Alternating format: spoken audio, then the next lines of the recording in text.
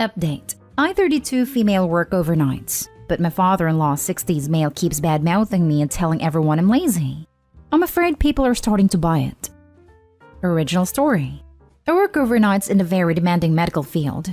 My sleep schedule has always been nocturnal, so this feels more natural to me than working days and brings my stress down.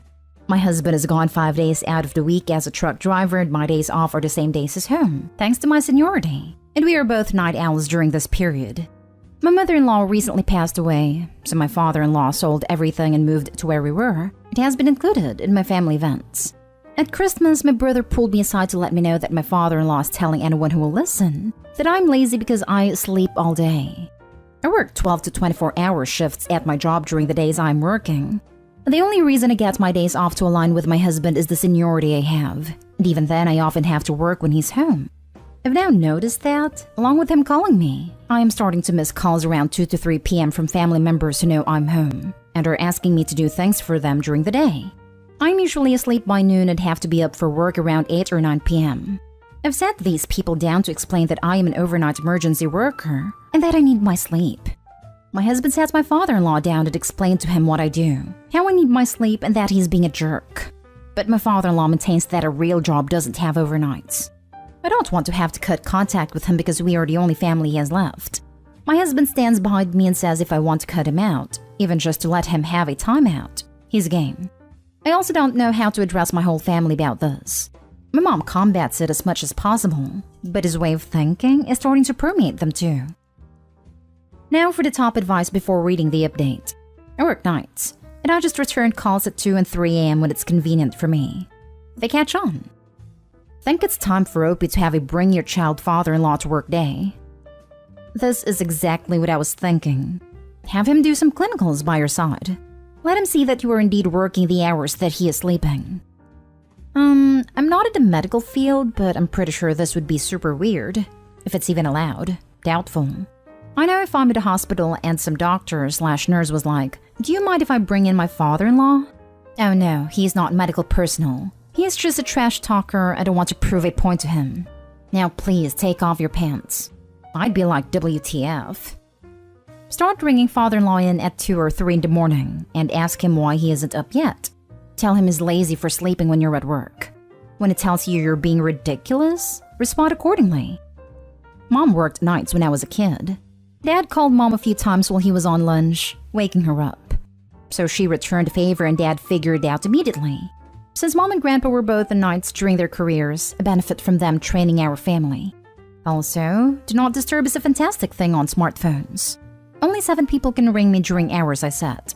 They know not to call unless it's important. I use my phone as an alarm clock so I can't just leave it in another room. I'm happy that your husband is on your side. Don't feel bad for your father-in-law when it doesn't feel bad for you. He needs to move out ASAP. Also, it's not your job to do anyone's errands. Ask these people that when the heck are you supposed to sleep if you work from X to Y? I'm petty, so I would call them in the middle of the night. Surely not everyone in your family is dumb. I wouldn't worry about it. I work from home. The amount of errands I got asked to do because you're not busy was insane, until I put a stop to it. I guarantee father-in-law's telling the family she's just being idle. There are people who will see an opportunity. And now for the update. Hey y'all. I dealt with my family members at a family gathering over the weekend. I saw my sister, one of my family members who had been texting me, and reminded her that I'm asleep at 3 or 4 p.m. when she texts. If she texts me first thing in the morning, like when she leaves for work at 7, maybe I could do whatever favor she needs before I go to sleep. I told her that I wouldn't be adjusting my schedule to do her favors. She seemed to understand.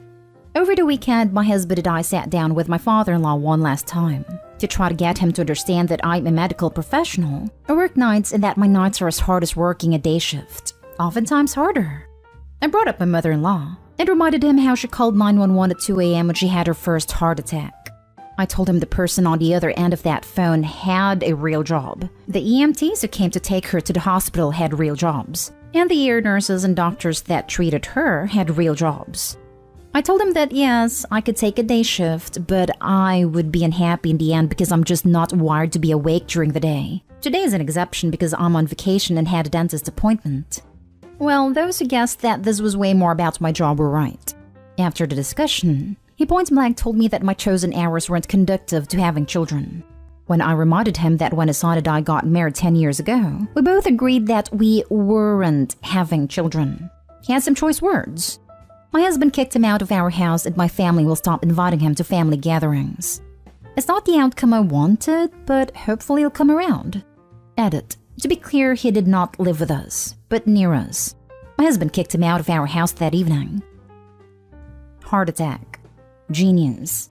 My husband kicked him out of our house and my family will stop inviting him to family gatherings. Good work. And welcome to r/child-free. As soon as I got married, both sides of the family started incessantly badgering us about kids. Are they offering to babysit and take care of our home? Of course not. I'll have kids when I get tired of having freedom and money. One of my daughters doesn't want to have kids. I see the static she gets sometimes and it pisses me off. What is wrong with people? If someone doesn't want kids, they should not have them. Having kids when you don't want them is the worst thing you can do. I agree. A lot of people shouldn't have kids, and yet so many people legitimately think women's sole purpose in life is to reproduce, and that we will not and cannot be happy if we don't. Thanks for the update. I think you and your husband handled it perfectly. Good job. It was always something more than the job. Nighttime medical shift work is the hardest job in the hospital. He sounds like a massive jerk who needs to keep his nose in his own business. Glad your husband stood up for you. Raised in a household where one parent worked days and the other nights. There's always someone home and always someone to pick up the kid. That's exactly why my parents did it. That's how me and my husband do it. I work days and he works evenings/weekends. It's a heck of a lot cheaper than $800+ per month in childcare, and she gets to be with her dad all day. Happy ending to an awful father-in-law. I'm not defending the dude, and he certainly has no right to treat family this way, but it's possible with the loss of his wife, having thoughts of getting old, and having no grandkids from his son has clouded his thought process. Grieving sucks, and can do weird things to your brain. It might be on his mind, but the words that came out of his mouth towards me when we reminded him we weren't having kids were absolutely unacceptable. He called me a lot of different names, including a racial slur. I'm mixed race, and he has never shown any sort of racism before. I hope he's just clouded and genuinely apologizes. I don't believe he's a bad person. Maybe just hurting. Next story is titled, My father-in-law, 47, has a terminal illness, and he propositioned me, 29 female. Myself and my husband have been together for 11 years and married 7. I wish this wasn't true. My father-in-law has been stepdad since he was 8, and my mother-in-law separated 2 years ago because he has been messaging other women, younger ones for context, like mid to late 20s. It was rough for a while, but everything has been okay, and relationships have been repaired. He is a great dad to my husband, and an amazing granddad to our kid and our extended family. His bio family are amazing people, and we've never been treated as anything other than blood. We're all extremely close, and it's a big family. That's what makes this harder. I've never felt creeped out by him, even though I knew this thing for younger women, but he's always been very respectful to me and treated me like a daughter. I and my husband were obviously extremely shocked and disappointed in him, and it took time to work through my husband and his relationship, but he made a huge effort to repair it and prove himself again. He has just had a diagnosis which gives him a few months. I don't want to go into detail for anonymity reasons. I went to see him before my husband got home from work and while my daughter was still in school to check on him. He gave me all the awful details, and we cried, etc. He told me it's sad he won't see his granddaughter grow up, his son grow older, and all his regrets. Then he told me he needed to tell me that he has always been attracted to me, and if I would agree to have one night with him as his dying wish. He said he isn't going to be able to meet anyone he's been hoping to, and hasn't had action since mother-in-law, and it would mean everything to him. I shut down. I know I should have said or done something, but I felt sick to my stomach, excused myself, and ran the heck out of there. I'm now at home wondering how do I handle this, and when/if/how I tell my husband. He's wondering why I'm not reacting to the bad news, and I've just said I'm still in shock. But obviously I feel disgusted by him and don't ever want to see him again. Do I ruin the only dad he's ever known for him and make the already impossible situation even worse? Lose all of our family? I'm so scared and confused. I've never seen him act like this or treat me this way. His relationship with my mother-in-law isn't the best, and his bio dad has never cared about him. He doesn't see his siblings. The family we have are my father-in-law's and my family, who are great. Anyone know how I deal with this crap show? Now for the advice. Tell your husband right now or this will eat you up. Otherwise, as you seem indifferent to Dad's dying, it'll make him think you are some kind of cold, heartless person. It could destroy your marriage. To make it even simpler, someone did something awful to you, and your husband's job is to make you feel better.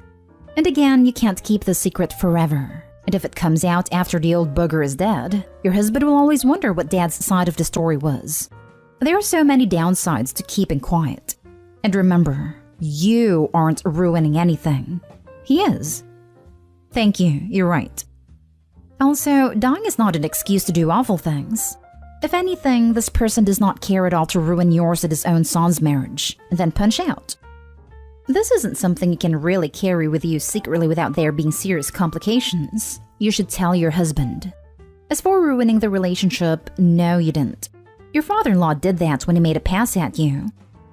I've carried a similar burden for 40 years. Tell him. I could honestly say so much. Do I ruin the only dad he's ever known for him and make the already impossible situation even worse? Your father-in-law managed that all by himself when he propositioned you. Tell your husband. And be prepared to support him throughout the fallout because I imagine it'll be immense. I'm so sorry you're having to deal with this. Exactly. I know how hard this will be on him. And getting the news this morning. It's going to break him. I guess I'm trying to figure out how to tell someone you love something that is going to change their whole perspective on a relationship they have that means everything. Ah, freaking heck. Is this disease anyway affecting his mental faculties? Bearing that, there isn't any excuse and the former is flimsy to begin with. First, your husband needs to know. Sooner rather than later. And you need the support he can give. Your father-in-law is solely responsible for any damage or fallout this may cause. It isn't. I wish that was it. Then at least it's an explanation of some kind. I'm going to tell him and we can grab some time without our daughter. I'm just scared. Thank you. Now for the last story. I am tired of being a married single mother. I am tired of being a single mother instead of a married mother, as my husband currently acts like my fifth child instead of a capable adult. When we met, he was a lovable and kind man. But now it seems as though he thinks I'm his personal maid, and that all child rearing and household burdens are mine. I've tried talking to him, but nothing comes out of it. It's as if a married energy vampire sucks all the life energy out of me. I work full-time, do all the domestic chores, all the child-related chores, and every time I ask him to do something, he purposely messes it up, or just doesn't do it. Our son's birthday was almost 2 weeks ago, and all I asked him was to pick up his birthday cake and candles. He literally was with me the day I ordered it at the bakery, but yet I still texted him the bakery's address and the name the order was under. He went to the wrong bakery. I decided to argue with the staff that they clearly messed up and ruined his kid's birthday. At some point, he decided to call me to complain of the deserved, horrible treatment he got from staff. I explained he was at the wrong store and to hurry up before the bakery closed.